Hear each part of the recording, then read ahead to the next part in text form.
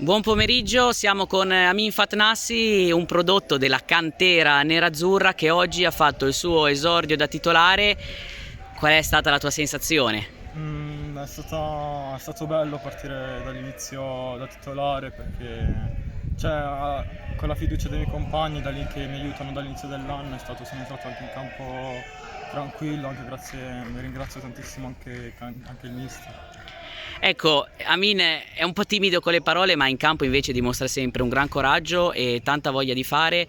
Oggi sei stato anche protagonista, no? Con un bellissimo assist dove poi Minà ha associato di testa, ma il portiere ha respinto con un miracolo. Com'è che ti sei sentito in questi 80 minuti? Sì, con tutta la squadra abbiamo giocato anche una partita tranquilla ho giocato tranquillo, senza ansia, senza niente.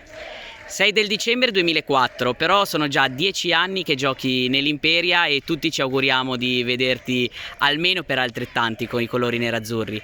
Cosa ti aspetti? Sì, ormai è 10 anni che sono qua, sono sempre stato bene qua e quindi per adesso sto ancora bene così. Va bene, Amin, un saluto a tutti i tifosi. Ciao a tutti!